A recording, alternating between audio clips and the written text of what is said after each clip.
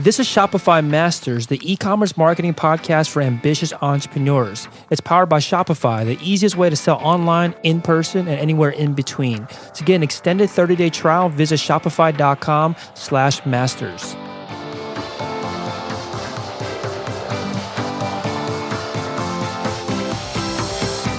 Hey entrepreneurs, my name is Felix and I'm the host of the Shopify Masters podcast. Each week we put out podcast interviews with successful e-commerce entrepreneurs or experts to give you inspiration, motivation, and actionable tips to increase your traffic and sales so your store can generate the sales you need to live the life you want. In the last episode, Dafina Smith from sunnyshair.com explains why you should only focus on what you can do consistently. On today's podcast, you'll learn from an entrepreneur that launched a $1 million t-shirt business starting with ProductHunt. In this episode, you'll learn how to know if there's room in the market for your t-shirt brand, the traffic and sales impacts of being highly ranked on ProductHunt, and how to warm up cold Facebook ad traffic. Today, I'm joined by Max Finn from StartupDrugs.com. That's StartupDrugz.com. Startup Drugs is a lifestyle brand for entrepreneurs making kick-ass startup-themed tees, hoodies, posters, mugs, and more. And was started in 2015 and based out of Orlando, Florida. Welcome, Max. It's good to be here. Thanks for having me. Cool. Yeah. So Max, tell us a little bit more about your store and maybe some of the more popular products that you sell. Yeah. So Startup Drugs is a little venture that we launched in late 2015. Me and my partner Nick Haas, and we had just exited our first venture-backed startup, and we kind of lived that life for 3.5 years and saw what was happening on Silicon Valley, in the TV show and pop culture, and it seemed like everybody had this assumption that being an entrepreneur was really glamorous and you start a company and you get $1 billion valuation in the first week, and that's not the truth. So we started this little side project, Funny Tees, that kind of spoke to the reality of being an entrepreneur, and launched it on ProductHunt. And if you're not familiar with ProductHunt and you have a cool product, you definitely need to do that because it's a huge launch platform. We got like 35,000 uniques to our site in the first week, and we made a ton of mistakes. I can get into that later, but we knew we were onto something, and so we put a lot more time and resources into it. And kind of flash forward to today, we did about $150,000 in our first year. We're on pace to do about 7 to 8 times that this year. So it's definitely a fast-growing business. And I'd say we have a lot more products than we had our first few months in business. One of our shirts, which is our Hustle shirt, probably makes about 80% of our sales. So that's something we can also get into, talking about having product diversity, because you never know that one product you launch that's going to be huge for your business. And if we hadn't launched it, we'd probably still be, on pace to only do $200,000 this year. Very cool. So you said that you already had experience running companies before, exited your venture-backed startup. Was this the very next big project that you were getting into, or was it still something that you were thinking about starting on the side while you thought about the next big thing to get into? It's it was kind of at the winding down point of our last venture, and I had always done consulting on the side as well, even in college on the digital marketing side of things. And so we were kind of in between things. We were, looking to get potentially into the VR and AR space because was really exciting stuff for us. And so it was an in-between point, and we weren't really on to that next thing yet. And, this wasn't supposed to be the next thing because it's not a innovative, revolutionary idea. Mm-hmm. It's just selling t-shirts. It's a commodity business. However, even in commodity businesses, if there's a market that's growing that nobody's going after, that's an opportunity. And so as entrepreneurs, we said, well, let's just do it. Worst thing that happens is we lost a week of our time and, $200 in, getting a Shopify theme and store put up. And so it's a super low risk, high reward project for us. And then, we had a big peak right off the bat on ProductHunt, and then it kind of tailed down because we weren't doing any paid marketing. We were a brand new store, so there wasn't a lot of other traffic sources for us. And so we, kind of went and continued to do our own things and launched some other products and started to get involved in some other spaces and companies. And Startup Drugs kind of was still there, and it was growing organically. And it probably wasn't until the summer of 2015 that I started to put some more time into the paid marketing side of things, specifically on Facebook. And that's when things really started to go to the next level in terms of traffic and sales and brand recognition. Cool. So you mentioned T-shirts and other kind of merchandise like hoodies and mugs. They are commoditized, like you're saying. But you said that you noticed something in the market that made you think that there was room, or at least enough room, or at least you felt a big enough hunch that made you want to test it further. What did you see exactly? How did you know that there might be enough, I guess, room for a product or a brand like Startup Drugs? There's 26 million entrepreneurs in North America alone, and so. Just the sheer size of the market and the fact that it's growing very fast, and it's something that I think a lot of kids coming out of college nowadays are seeing the Mark Zuckerbergs and the Elon Musks and the big figures in our world who are not rock stars or athletes anymore, they're entrepreneurs. And so it's definitely becoming more aspirational. It's becoming more accepted to be a quote unquote geek or nerd, which explains me exactly because I just love numbers and building things. That's become more popular and normal and expected, which is what it should be. And so we saw the growth there. We saw the size of the market already. And we saw the fact that the existing players in the industry were really, really focused on the inspirational and kind of happy-go-lucky sayings. So not that it's a bad thing, that we have plenty of those in our store too. There wasn't any that were like really specific to entrepreneurship in terms of talking with terms and facts and information that only entrepreneurs would get, right? So there's certain sayings and certain insider things that people on the outside of the industry don't know what that means. And so I think that ability to bring kind of the insider terminology and inside jokes and put that into a product and let other people that get it buy it, that resonated a lot with our market. It also got plenty of pushback, right? So the other thing about our brand is we're super controversial. I mean, I wouldn't say like compared to like really controversial things, but in this kind of space as a brand, we get a lot of negativity. We get plenty of trolls, plenty of hate. A lot of people saying that no self-respecting entrepreneur wear this, even though we have, like 50,000 people that wear our stuff, and some of them are some of the biggest entrepreneurs in the world and VCs in the world. And so that's the other thing is we weren't afraid to be controversial. And I think there's a lot of companies out there, especially that I speak to, that are just getting started on Shopify or any other platform. And they're afraid to really speak the way they want to speak. And they're afraid to make waves. And they try to be corporate. And that approach fails 9 times out of 10. Everything we embody as a brand, that's translated into our marketing, into our email marketing, our Facebook ads, into our products, into our messaging on site. And that's why we have such a loyal fan base. It's also why we have, plenty of people that troll us on a regular basis. But I'd much rather people that would never buy from us and don't care about us and have a deeper connection and draw in people that are our best customers and make them feel a deeper attachment to us. That makes a lot of sense. And did this kind of hate or this negativity, did it come out early on, like right from the beginning, or was it something that developed over time? No, I mean, that was pretty much right out of the gate. Pretty much our first Facebook ad, and I got to pull the actual ad itself because it's funny.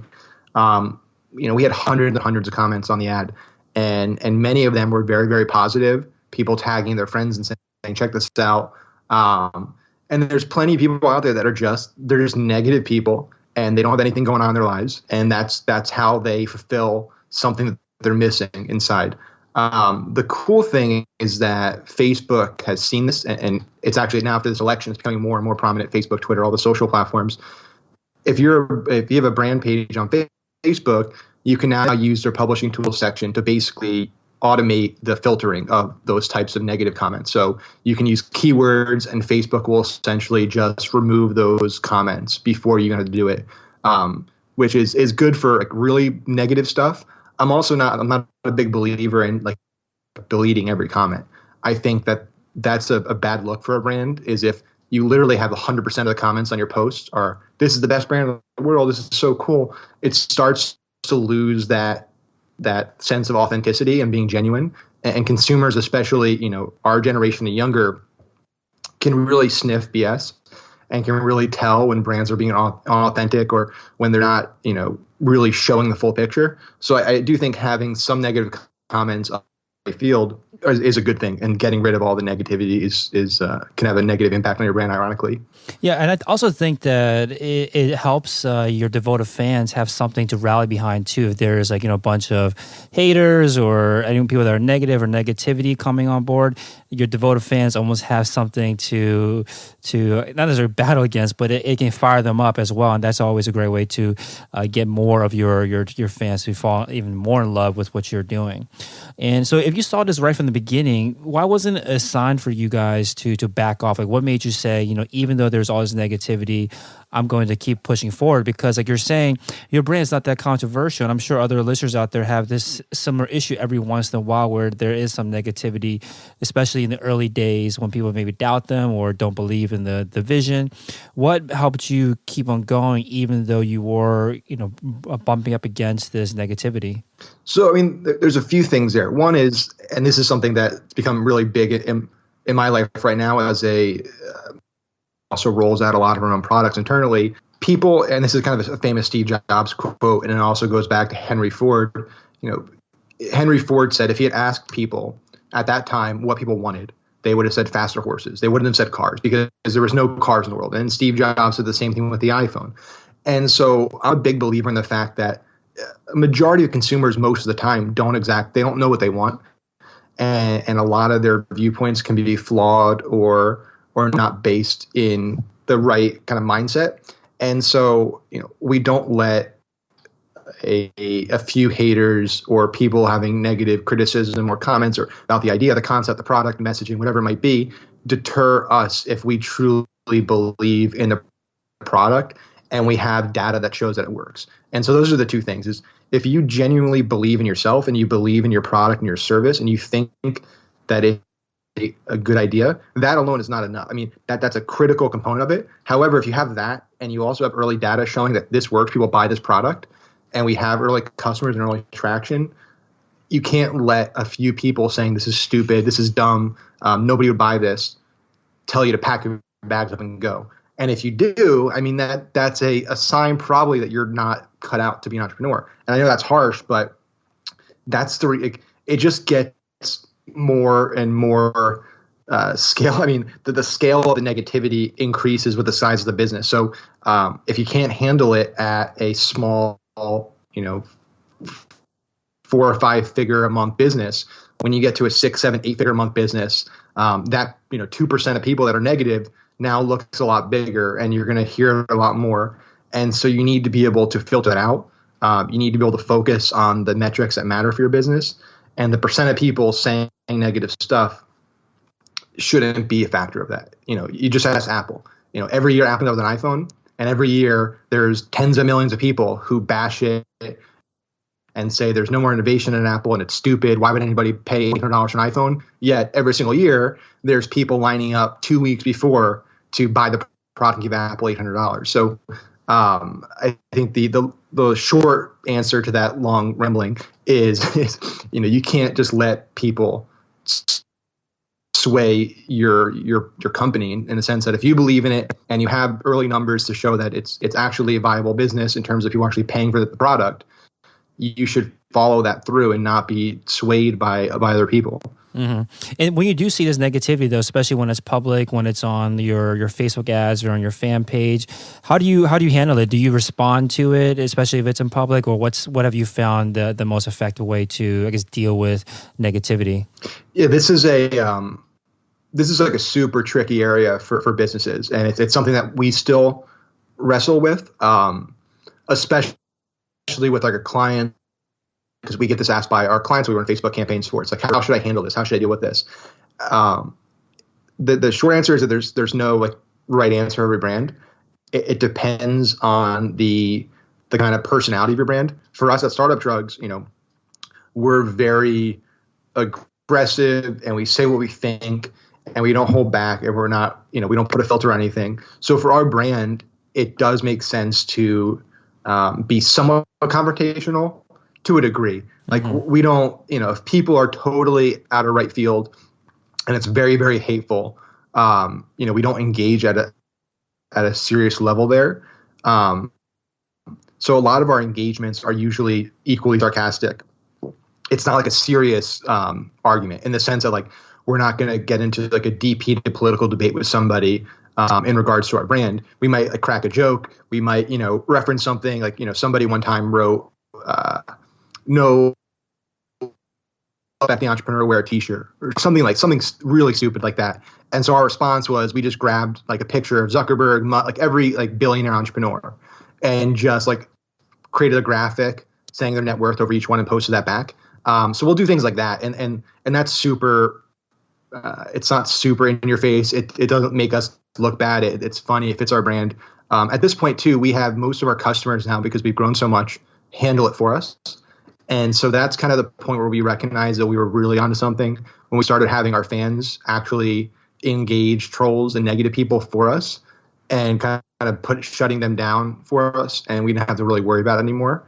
But it's definitely a fine line, and it's definitely something that you need to make sure you don't engage in the same level of negativity. That if you do engage, it's got to be, you got to take the higher road, and you got to be lighthearted about it. You can't kind of stoop down to that level, because that's a bad look, and that's what people that do that look for, is to try to bring you down to that level so you kind of fight the same type of battle, word-wise. So you can engage, keep it lighthearted, leverage your brand personality when dealing with it, and try to, make an environment where your fans and your supporters can be there to support the brand and deal with this for you. Yeah, I agree with that answer too about how it varies from brand to brand, because like you're saying, because of the nature of your brand, because of the messaging behind Startup Drugs, it makes sense to push back a little bit, right? Because, you're an entrepreneur, you're representing entrepreneurs. Entrepreneurs shouldn't just roll over whenever somebody starts, negatively bashing their business. So it makes sense for you to push back, while another brand, maybe a luxury brand or something, needs to be a little bit more, I wouldn't say apologetic, but it has to have a softer touch than that. So I think, like you're saying, it varies. And I think the key thing is to stay aligned with your brand and stay aligned with what people would expect your brand to do. And I think that's exactly what you guys are doing with kind of pushing back, but in kind of a friendly way, and trying to disarm the situation rather than to elevate it. So like you're saying, you can't base the validity of a product or business just based on comments, especially if there's a lot of negativity around it. How did you guys validate? Like, what have you found to work well to validate if a product or a brand or an idea is worth pursuing? Yeah, so you definitely need to have. So there's a few ways here.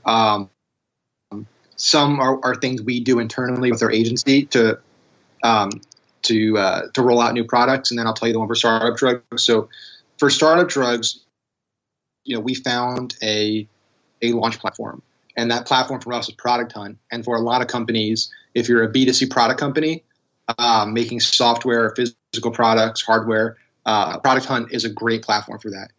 It's been around for over 3 years now. We've launched several companies throughout the life cycle of ProductHunt, so it's been interesting to see its power grow in terms of driving traffic and validating concepts.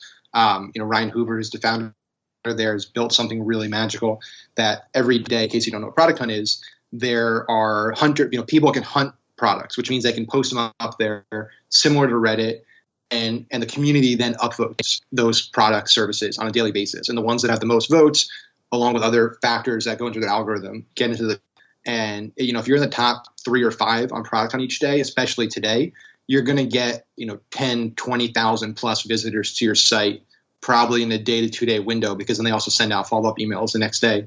And so for us, ProductHunt was a great platform to launch on and to get immediate market feedback and validation. It doesn't work every time, because there's plenty of times you can put something up there and you might have launched it on the same day that Apple came out with a new product, or Google or Uber came out with a new product, and you have no chance to rank high there. So if ProductHunt or Reddit or another launch platform isn't available to you, I would look at taking a small Facebook ad budget and running some test ads where you essentially are just asking for direct market feedback. We're working on an internal product right now in the professional wrestling space that I can't go into like the specific product, the product, but we did some really specific targeting and essentially just asked people, is this something that you would do? And we have a lead gen out of Facebook. So we're collecting their email address, and we've been getting an insane amount of opt-ins. Our cost per lead there is like 10 cents. So we knew we were onto something there as well. And now we have a initial customer list that we can broadcast to when we roll the product out. We have validation directly from the customer. We know that this is something they paid for, and we also know exactly what they paid for it. So it really comes down to the type of product. It comes down to what space, what platform is really available and most accessible for you as a company based on your industry and type of product. But there's a lot of ways, and I think a lot of it has to do with simply asking. And I think that there's a lot of entrepreneurs out there, and I definitely fell into this bucket early on, that don't ask for feedback as much as they should, and don't take advantage of the amazing technology, communication technology today, to get instantaneous feedback from very, very specific people. And so that should definitely be taken into consideration when you're launching a new product. Is you have almost immediate access to 1.5 billion people on a daily basis, and it just comes down to who you're going to target and what questions. Just assuming that I'm not going to ask anybody, and I'm just going to roll with it and launch my product and cross my fingers and hope that it works.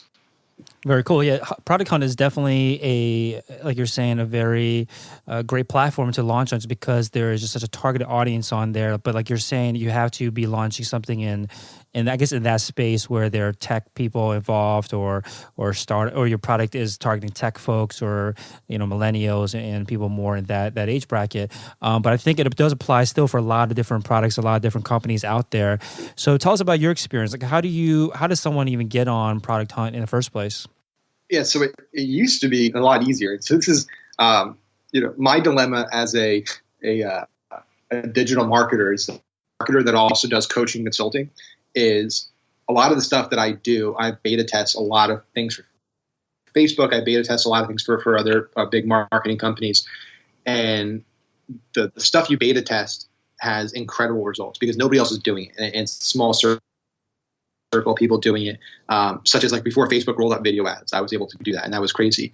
And so you have this dilemma as a digital marketer where you could be selfish and you could take advantage of all these features and not show that to the world and crush it and make a lot of money for yourself. Or you can bring that to everybody and teach as many people as possible. And that's, going to level the playing field a little bit because not everybody's going to be doing it. And so it's kind of the same thing with ProductHunt, where, we were launching on ProductHunt before it was a huge home run success that everyone knew about, 2-3 years ago. And so 2 or 3 years ago, pretty much anybody could hunt anything, and the chances of getting top 10 were pretty easy. Nowadays, it's a whole there's books written about getting a product on ebooks and stuff, and strategies. And so the most common one is to find a hunter who's been on ProductHunt for a long time, who hunts a lot of the best and top products, and reaching out to them and trying to initiate a dialogue.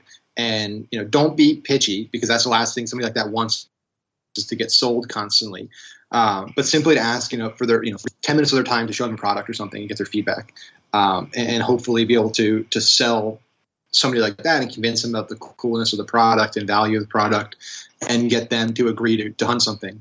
But it's a very fine line, because the team at ProductHunt and Ryan Hoover and everybody are very secure and careful about not letting the platform be gamed, or monopolized, because that defeats the entire point of the product. Is if you can game it and artificially get your startup on there and rank really high, it defeats the reason they created the company. So that's probably one of the few strategies that works, is finding that person that has done a lot of hunting and reaching out to them. And there's a lot of websites up there that like show leaderboards and on that front, so you could actually go through a view, who are the top people that have done that and what types of companies do they hunt, and reaching out to them via their Twitter handle or Facebook or Instagram. Because it's not like Reddit where anybody can just post anything. With ProductHunt, you have to be, I guess, authorized to post on ProductHunt. Yeah, at this point, it's changed. Yeah. Cool. So once your product does make it on ProductHunt, I guess in your case, once the startup drugs did make it on there, what did you do? Like, what should you be doing while your product is successfully hunted by somebody that like you're saying, hunts a lot on ProductHunt? So the one thing you want to be sure to do, especially today, is have somebody in your team like on there all day answering questions and engaging with the community. because that's a big factor too in their ranking algorithm is frequency of comments and the level of engagement from the company. Because the last thing they want to do is highlight a company that has zero engagement for the company on it. They can't answer the questions or provide feedback to people that are interested. So you definitely want to have someone dedicated in your team that is answering questions, providing feedback, doing kind of a AMA style, Reddit style product hunt day. And so that's on the day. You also want to make sure like your site, your store, or splash page or whatever it might be that you have live at that time has some references to Product Hunt. If you're selling a product, you probably want to offer some type of discount or special offer to Product Hunt users. Product Hunt loves that, and they actually have like an icon that they can reference on your product on that day that showed you're doing something special like that. And so we usually use like you can use like Hello Bar or something for your store to put up a little message at the top of your store saying, welcome Product Hunters, use code XYZ today to get 20% off your order. And so that's something you also would want to do is make some type of exclusive offer for the Product Hunt community. Mm-hmm. And when you were running this, when your company, when Startup Drugs was featured on Product Hunt, what metrics were you looking at to validate whether it would be worth pursuing or not? Were you looking at anything specific? Yeah, so we were, we were looking at unique daily visits, and we were looking obviously at purchases and sales. So, if I went back in time right now, a year and a half, and saw the traffic we got and the sales we got, I'd probably kick myself because we got, if we had our conversion rates we have today a year and a half ago, we probably would have, done like $50,000 in sales that day. But unfortunately, the store wasn't optimized. We weren't capturing. We were doing a lot of things wrong on that front. And so, we were really focused just on, are people coming to the site? What are they doing when they get here and kind of following that experience? And two, are they actually buying things? And then we were also looking obviously at the direct feedback on the page on Product Hunt in terms of comments and people's overall opinion on it. And so the overwhelming opinion on the page that day was, this is a great idea. I love this. I'm going to buy a few shirts. So, between those kind of those three different metrics of sales, traffic, and market feedback, we definitely knew that there was something there. And then it continued, right? It didn't just stop that day. We had a really, really strong week. So we had people talking about it. It was very highly shared on social. We had people coming back and recovering their cart and buying things. So we definitely knew between all that there was something there, at least to pursue. And it's a pretty low risk thing. And that's the beauty of Shopify is, if you have a cool idea, you can you can start selling it in an hour. And it's pretty cool that you can turn an idea into a sellable product on a weekend pretty much. And so for us, it was so low risk to pursue it, and we knew the upside was there. That as an entrepreneur, when you find a situation where there's really, really low risk and high reward, that's a kind of entrepreneur's dream right there. Yeah, definitely. So when you are on a launch platform like Product Hunt or getting a lot of traffic from Reddit, what should you be doing? Because you said that you're kicking yourself now because the site wasn't as optimized as it is today. The conversion rates have drastically improved since that first day on Product Hunt.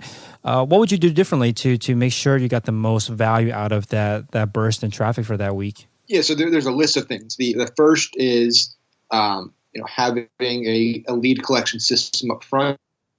So whether you're using SumoMe or Just Uno, we use Just Uno now to collect emails on first-time visits. So offering some type of discount, whether it's free shipping or 10% off in exchange for an email address, is something we do up front for all of our sites, and that's a no-brainer at this point. To be doing that, if you don't want to be as intrusive with a pop-up, you can use a kind of a Uno bar is what Just Uno calls it, which is a small top or bottom bar that's a little less intrusive for collecting emails.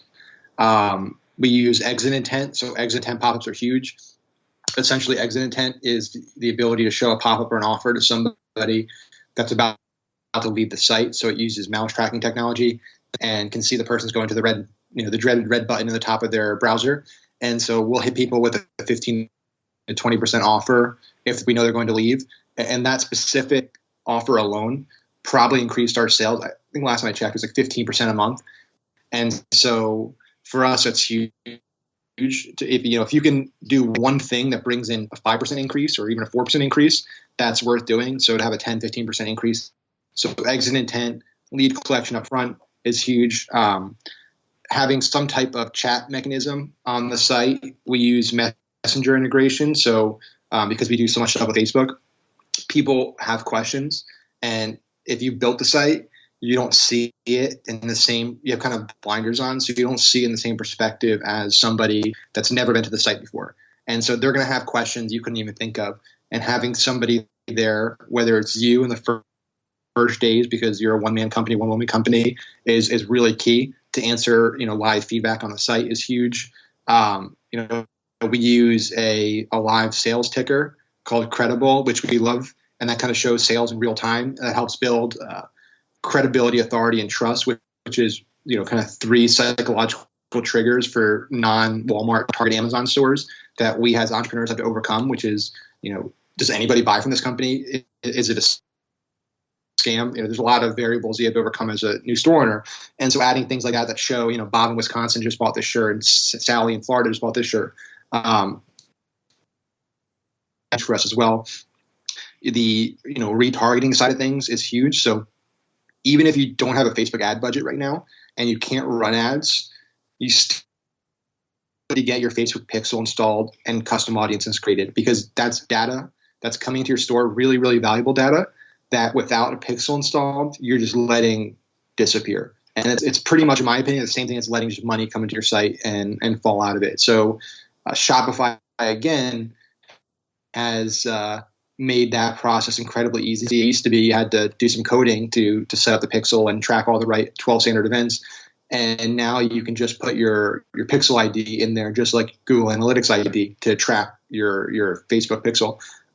So definitely putting your pixel, setting up custom audiences, and then also Google Analytics. So you need to be able to understand where people are coming from, what they're doing on the site, and more importantly, what's causing them to leave. So where is the bounce happening on the site? Is the bounce rate high? What traffic source has the highest bounce rate? All that data is so valuable, especially early on with your store when you're brand new, because that's going to determine, which areas of your site you spend time optimizing, working on, what product lines you expand on. So those are, there's obviously, I could go on all day talking about, apps and tools and things you should use in your store to optimize conversions. But those are kind of the basics that should be in every single store day one. Yeah, definitely. So I want to talk a little bit about all those tips that you gave. Before we get there, I want to close out one thing is about these the initial products that you had for sale on the site when you had this big surge of traffic. Because I think there's a lot of listeners out there that are thinking about starting a business for the first time, and T-shirts are one of the easiest ways to get your kind of your toe in the water. So did you have many designs created at the time? Like, how did they get done? Like, what did you have ready or for sale on the site on that initial that test that you ran with ProductHunt? Yes. So I'm lucky. I would say I'm lucky, but I have I'm kind of versatile in terms of my skill set. So I'm a digital marketer who also is an operations guy. That's where I started out on. With a finance background, but I also then taught myself to code and design. So I kind of, when I first started my last company, which is a tech startup, I had no idea about any code, and I taught myself a necessity. So today I kind of I'm by no means an expert. I can sell BS and I can do stuff on my own. And so like the store design first version today has all been me. The shirt designs I designed. And so I didn't have to outsource anything, which is a huge advantage, especially when you're starting like a t-shirt poster company. In terms of like launching your store, you definitely want to have a variety of products. And I don't have the magic number. I'm sure there's data out there that shows like the perfect number of variants to launch with. I think we launched with, I'd say 10 different t-shirts and 5 or 6 posters. And so that was our total product catalog on launch day, which I think was at the higher end of what I've seen other stores launch with. And so from experience, I can say that the more variants and the more options you give consumers or you put on your store, the greater the chance you're going to find that home run. And so for us, if you look at our first shirts we put up there, and then you compare that to today's sales, the fewer shirts that we've launched in the last like 4 or 5 months make up 90 to 95% of our sales. So all of our initial shirts, in the grand scheme of things, are really terrible sellers. And so if we had, put up more designs and more options and did V-necks and crew necks and women's style shirts, we probably would have made a lot more money, but it's always a, opportunity cost. It's, how much time do I have to put into this? And, I don't want to spend days and days and days putting up all kinds of variants if the whole concept isn't working.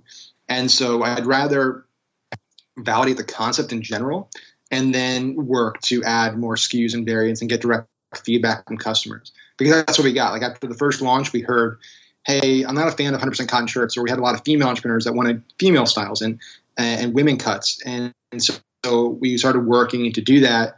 And that's still a struggle even today, is everybody wants something different. So people I want a red color, I don't want black, or I want a deep V-neck, or I want a tank top. And so it's a real challenge of filtering out everything and focusing on only adding a few things at a time, because if you try to please everybody, you're never going to get anything done. And so I think, picking, 8 to 12 different options to launch your store on and constantly getting feedback and consistently having a plan of, okay, the next month we're going to add these few options, and really scheduling that out is kind of the best way to go about it, because it's just not feasible to do everything at once. Makes sense. So when you get this feedback, like you're saying, is super important because you want to try out all these different products, whether it be T-shirts, whatever other products you're selling. You want to try out a bunch, and you kind of put it out there and then get feedback from your customers, your potential customers.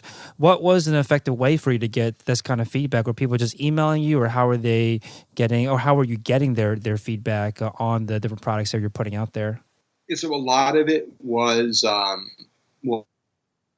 customer initiated. So we get a lot of emails on a daily basis, and a lot of them were about, hey, do you guys plan on making this in a hoodie sometime soon? Or do you plan on making this into a female cut?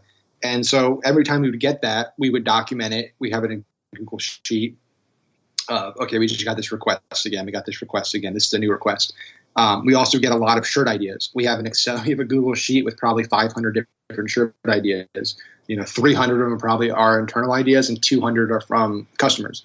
And so we, in the early days, weren't as active with going out and soliciting that feedback. We should have. A lot of it was just initiated by the customer. There's a lot of ways that as a store owner, you can initiate that loop. And so you can run, you put a Facebook post up with a carousel ad with 5 different shirt designs or 5 different shirt color options. Simply ask, say, hey, which one do you guys like more? And really initiate that feedback. I think, and this goes back to what I was talking about earlier, people have this perception that like asking potential customers or prospects questions is a bad thing, or it's going to annoy people or piss people off. That like surveys are kind of like a dirty word, and nobody wants to do surveys or polls because they're from the 90s and they're not cool and nobody wants to do it. And the reality is that people like sharing their opinion. I mean, everybody's opinion, everyone wants to share their opinion. And that's why more prominent today than it is even 5-10 years ago. So everybody wants to be heard. Everybody has an opinion. They want to be valued. And so opening that channel, that dialogue with prospects and giving them an outlet to do that is a win-win, because it gets the feedback and the data you need, but it also shows that you value their opinion, their feedback, which has its own benefits. So I wouldn't be afraid to create surveys, to create polls. Don't go crazy and ask for more information than you need. Keep it simple, keep it short, do just a few questions, potentially have some type of reward system in place to benefit them. If you can't offer, a gift card to everybody, maybe you do a contest or a raffle to enter in or something. So there's always ways to get creative with how you reward people. Very cool. So one thing you mentioned earlier about the metrics that you look at is the bounce rate. So you said you looked at 2 different, sources of bounce rate. One is where is the referral traffic coming from that results in a high bounce rate, and then also which pages on your own site that results in a high bounce rate. So maybe starting with the pages on your site that have a high bounce rate, how do you begin to diagnose the issue or then eventually optimize that page to reduce that bounce rate? Yes, I mean, the first thing is you need to be able to actually identify what the bounce rate is and where it's happening. So Google Analytics is a great tool for the basic stuff. There's also tools like Hotjar out there that allow you to actually watch in real time, get heat maps, get a much more detailed look at pages. So, we look at the data, we understand, okay, home page is where majority of the traffic's coming from. It has a 40% bounce rate. Affiliate traffic is a 10%, search engines 12, paid traffic might be 45, 50%. And then we test. And so the tough thing with e-commerce stores, as opposed to, when we build out ClickFunnels at landing pages for our marketing funnels, is like landing pages are a lot easier to A/B test because it's a single page. You can easily duplicate. You can test button colors. You can test headlines. When you're dealing with entire stores, it's a little harder because there's so many more variables to test and there's so many pages. We usually look at a few big things. We look at pricing. Pricing is a huge thing that I don't think enough people test and has a huge factor on why people would just leave a site right off. Product images is a big thing we test. Testimonials, user-generated content, product descriptions, kind of navigation elements we test a lot. Navigation is probably one of the bigger things because if you have the wrong words up there or you make it too difficult to find products or too difficult to check out, you're going to lose people. And so that's what it comes down to too, is like, the more difficult and the more steps involved for a customer to give you money, the less likely you're going to be to get money from that customer. And so shorting that cycle and shorting that window is huge. Unfortunately, Shopify has a 3-step checkout process, which is kind of frustrating. Although there are tools out there that you can override that, but that definitely doesn't help. And so, for us, it's a constant work. You're never done A/B testing until you have 100% conversion rate. And so you can test pretty much an infinite number of elements on your site. You just need to be able to understand, one, when I do change this element, making sure I give it enough time and actually track the right metrics and identify, what's a big enough margin of error that I know that if, this isn't just a fluke. And that's the other issue with e-commerce stores, is that there's so many variables in it that it can sometimes be misleading when you make changes. For example, like if you had run a A/B testing campaign last month and you had changed, or let's say you ran it this month and last month it was the same. And this month you changed the product descriptions and navigation and sales went up 15, 20% this month. The challenge is that it's November this month and this is peak shopping time. Mm-hmm. And last month was a very slow month. And so that's another challenge in A/B testing, is being able to isolate those conditions. And if you're an existing store, it's a little easier because you can look at historic data, November, and that's a more apples to apples. Whereas comparing it November to September or August is not necessarily apples to apples. So it's definitely, I wish I had like a special formula for it. It's definitely a labor of love, and it's definitely something that you constantly need to be doing and experimenting and testing, and it's never something you're totally finished with. We do it every day with startup, not every day, but it's something we continue to do with Startup Drugs, even with the store being really successful. Very cool. So one of the things that you mentioned in the pre-interview questions about one of the keys to your success is that you said that was creating marketing funnels and attracting cold traffic to your store and then maximizing the customer lifetime value of that traffic. Can you say a little bit more about this? Like what is your, I guess generally speaking, what does your funnel look like? So the challenge with a business like Startup Drugs, as opposed to a non-commodity type business, is that the model of cold traffic being directed to a sales page and expecting them to buy a product is really, really tough, and it's flawed for so many reasons, and it 99% of the time doesn't work. Our funnels with not just Startup Drugs, but with all of our agency clients, all customers that I consult with or coach with, whether it's 3M or a small mom and pop shop, is that initial traffic, that initial cold traffic that's never heard of your company before. It needs to be warmed up before you ask them to buy something. And so as a marketer or as a person that creates a product or a service, you're creating that product or service to either solve a problem or address a pleasure point for a consumer. Those are kind of the two options you have as a company. As to why somebody would buy your product. They either have a problem and you're offering the solution, or it's, they have something they really are passionate about and enjoy, and you have a way to address that, like a vacation or something. And so what we do with all of our funnels is up front, we don't sell anything. We'll either run traffic to a blog, or we'll do a video or an infographic that begins to highlight a problem. And so if we're selling, one of our clients has a product that helps you go to sleep, stay asleep, and wake up really refreshed in the morning. We were running infographics and videos that are highlighting the problems of sleep. So we have a video that's 10 things that could harm your health by not getting enough sleep, or 6 ways to get a better night's sleep. And so essentially what we're doing there is we're pre-qualifying buyers up front, because we're getting them to raise their hand essentially virtually and saying, this is a topic that's relevant to me. I am interested in learning how to get a better night's sleep because I'm watching this video or I'm going to this blog post. And then we'll, depending on the price of the product, if it's a really expensive product, we might have to throw in a few more steps in between that of nurturing that prospect, agitating the problem, really pushing the negativities and the consequences that come with that problem, and then beginning to highlight the solution, the value prop of the solution. So if, people watched 50% of the video on Facebook, we have a custom audience that we're retargeting, 50% watchers and above. If somebody read the article and spent, a minute on a page, we'll retarget those people and get into the next step. And then we'll begin to pitch the product.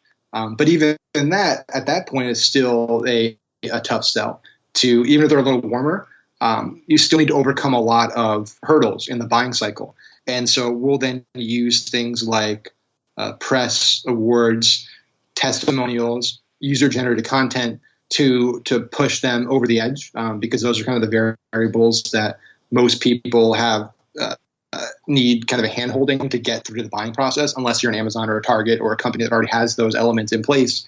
And then on the retargeting front, beyond that, if they get to the add to cart, they're much further down the funnel, then we'll look at things like pricing. Because if we've gotten somebody to that point where they've come to the site, they view the product, they add the product to the cart, and they started the checkout process and didn't buy, there's usually 2 reasons why they didn't do that. One is the price is an issue. Potentially they're waiting for a deal or a sale. The other is that they got distracted potentially, or they're not ready to buy. Maybe they're going to buy for holidays. And so either of those elements we address in our retargeting campaigns. We'll either offer them a reminder, or we'll offer them a discount, usually starting with free shipping, working its way up to maybe 25% one-time discount on like a 24-hour loop that's only eligible for that day. And the same thing happens with our email follow-ups. So it's Facebook marketing and then email automation, part of it that will kind of follow the same logic. Cool. Yeah. So for a store owner out there, do they need to have this entire funnel built out before they ever drive traffic through it, or can it be something that's taken step by step? I mean, my 2 cents is that you definitely need to have the foundation there. I think the problem is with most businesses, and this isn't just small business owners, we've seen this shockingly at some Fortune 500 companies, is 100% of their time and money goes into acquiring traffic. Mm-hmm. So everything's about getting people to my store. And there's no work, there's no time, there's no money spent on getting them back and maximizing the value. And so, I did a podcast 3 weeks ago with ClickFunnels where a lot of the conversation was about, once you get that customer, it's shocking how many businesses never follow up with that person and never try to maximize that purchase. They never try to upsell or cross-sell them or engage with them or solicit their referral or their feedback. So I think it's really important. I know you can't do everything at once. If you're a small business owner, it's hard to do all this, especially if you're not technical and you don't have the time and bandwidth to build out an entire marketing funnel. That being said, if you're going to pay money to acquire traffic, you 100% need to have a return path for your customer. Otherwise, you're really, you might as well kind of just throw that money out the window or burn most of it, because the chances of you getting a direct sale from that cold traffic are, and so you need to have that return path. You need to have retargeting at a basic level, at least abandoned cart, to get people back. And then you also need to remember that once somebody buys from you, they're 5 times more likely to buy from you again then a cold traffic is likely to buy from you. And so, we do a lot of upselling and cross-selling on Facebook post-purchase. We also do it right after their purchase directly on the store. And we also have a lot of email sequences. Like we know that the average customer reorders after 40 days. 40 days is the time period that majority of our repeat customers reorder. So on day 39 and day 40, we have an email that goes out showing them our new products and giving them a special VIP offer. And so little things like that, just paying attention to what customers are doing and engaging with them, dramatically increases that lifetime value of the customer, which in turn makes all your marketing efforts more profitable. I like this approach of multiple touch points during this warm-up period and not just driving them to the product page. And you mentioned that retargeting is something that you use a lot, not just for people that are visiting the product pages, but if they're just coming to watch a video, look at an infographic, or read a blog, you still retarget them after that. Do you also invest in getting them to opt into an email list? Like, what do you find is more successful, the retargeting when you're still warming up the user, or the customer, or the opt-in? Honestly, that really depends on the type of product, industry, and the price of the product. If we're selling a $5,000 informational product or event ticket or something, we'll probably our first interaction or first ask from the customer post, like vetting them with content, is going to be a lead gen ad on Facebook or an opt-in form, or some type of lead magnet. We know it's going to take more communication and more engagement with that prospect to get them to be a customer. And it's a lot cheaper to do half of that on email and half of that on Facebook than to try to do all of that on Facebook. So we'll spend the money to acquire the lead up front. Then we have them pixeled. We have their email, so we can hit them on Facebook with retargeting. And then we can also put them to an email sequence. And then even beyond that, we have tools that can connect our email system, whether it's Infusionsoft or MailChimp, with our Facebook ad account. So we know that if this person gets this email and opened it but didn't click on the link, we can then retarget. Everything we do is connected. It's intertwined. Nothing is kind of independent or doing its own thing. So the goal of every post, whether it's on Facebook or email or organic social or whatever it might be, has a purpose and is designed to take a lot of people on the top of the funnel and weed them out and push them down to a really, really hot buyer at the bottom of the funnel. Makes sense. So you mentioned the carousel ads, these lead gen ads on Facebook. I think you also mentioned dynamic product ads in the pre-interview questions. What's your experience been like with all these Facebook ads? Like, which ones do you use at which different points? Yeah. So again, it's contextual in the sense that it depends on the business and the product. Carousel website conversion ads for a physical goods company that's selling actual physical products works really well. I would say 90% of our ads at Startup Drugs are carousel ads, and we're highlighting our 5 to 10 best-selling T-shirts in the actual carousel. We'll work in customer photos, we'll work in testimonials and reviews into those ads. So those work incredibly well, especially early on in the funnel, and for our initial retargeting. Dynamic product ads. And so, dynamic product ads essentially connect our product catalog with our pixel and our ad account. So we can actually show personalized ads to people based on which products they looked at, which products they bought, which products they added to the cart. And those ads do incredibly well in terms of ROI. I created some for a buddy of mine running another e-commerce company, and we did a upsell dynamic product ad campaign for them. We probably put it up maybe a month ago, and I think that ad we spent maybe $2,000 on it, and it's done about $55,000 in sales. And we just put up a cross sell one that's maybe an 8x ROI. And so those ads are rock star in terms of ROI. The challenge with those ads is they're only there if there's traffic. And so I think a lot of people want the 10x ROI campaigns. They don't want the 1x or the break-even campaigns. And you need to realize that in order to get to the 10x, 20x, or 30x campaigns, you need to have a lot of traffic that gets to that point. And so it's important to look at whether you're doing paid Facebook, paid Pinterest, whatever it might be, you're looking at the campaign as a whole and not the individual pieces. Because if you look at the individual pieces alone without context, you might turn things off that ruin the entire funnel, the entire campaign. So you need to understand that if I'm spending $200 a day on my first touchpoint campaign to drive cold traffic, and I'm only making $150, $200 a day, and maybe I'm losing a little money on it. But down the funnel, I have this dynamic product ad that I'm spending $20 a day and making $2,000. That combining them together, you have a profitable campaign. And so it's important to look at all the parts together as a whole and not just the individual parts, because especially with retargeting, they're interconnected and they depend on each other. Very cool. So, I think that's like an amazing approach for building out a funnel, especially when it comes to if you can only use Facebook, is to have all these different types of ads. Like you're saying, you have to look at the entire campaign as a whole and not just individual types of ads, because like you're saying, you need to drive traffic first before the other ads pay off. So where do you want to see the business go in the next year? Like where do you want to see Startup Drugs? And I think off air, you were saying that this is something that you guys are doing on the side, but is this something that you want to turn into a much larger business over time? Yeah, I think it's for me, it's exciting for a few reasons. One is we spend a lot of money with Facebook, so it gives me the ability to test a lot of cool new things that Facebook's rolling out, whether it's for Facebook directly or Instagram. And so even if Startup Drugs wasn't profitable and didn't make money, I would still want to keep running it for that reason alone, because I can bring those strategies to our agency clients, which is exciting. And I'm a geek, and so I like doing that stuff, and it's fun.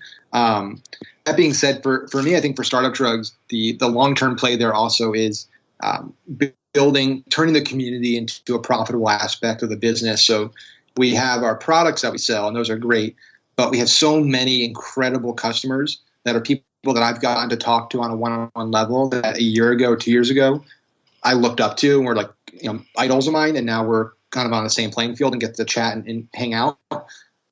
And so that's been super, super rewarding. And those people want to share their stories, and we've tested the water with doing some interviews and stuff. And so I think there's a content play with Startup Drugs that could be really interesting, where we leverage our community, because our customers aren't just a typical customer. Like if we were selling just, funny t-shirts or just to a normal regular crowd, we just have customers. All of our customers are really, really successful entrepreneurs or entrepreneurs that are looking to be successful and working really hard. And so we have a really interesting customer base. Plus we have VCs, we have angel investors, we have social media influencers. So leveraging that community and building a content hub that can help some of our customers that are just getting started or other entrepreneurs learn and better themselves, just like you're doing with Shopify store owners, is really exciting. Potentially doing events. So they're all things that we've been testing the water on and exploring, and something that I think in the long term could be an interesting play for Startup Drugs is going beyond just being a typical product company and being more of a movement. And then on the other side of things too is doing good is really important to me, and being involved on the nonprofit side or the B Corp side is really, really important. So being able to take what we do and actually help the community and help kids that might be struggling to find their resource and the tools to start their own business, or beyond that, you don't need to start your own business to benefit from entrepreneur lessons. I think lessons that are taught by successful founders and entrepreneurs are not just about how to launch a cool tech product, and they're life lessons. And there's discipline, ethics that entrepreneurs have that aren't taught in the mainstream. That it's not something you learn in school, unfortunately. It's something that you learn by doing. And so if we can take what we've learned by working 24/7, 365 days a year for years and years and years, and give that back to the community either through knowledge or whatever we might do, I think there's a lot to be done on that side of it as well. And that's really important to me. It's important to the people I work with. Very exciting future then. So thanks so much again, Maxwell. StartupDrugs.com is the website. Anywhere else you recommend our listeners check out if they want to follow along with what you're up to? Sure. So, you can, if you go to Facebook.com /MaxwellFinn, you can follow me there. You can follow us on Instagram. You can follow me on Twitter, but I post a lot of stuff on Facebook, a lot of live videos and specifically about Facebook marketing and stuff we're doing on the agency. So, feel free to reach with the Z.com. Cool. Yeah, we'll link all that up in the show notes. Again, thanks so much again for your time, Maxwell. Thanks, Felix. Thanks for listening to Shopify Masters, the e-commerce marketing podcast for ambitious entrepreneurs. To start your store today, visit shopify.com/masters to claim your extended 30-day free trial.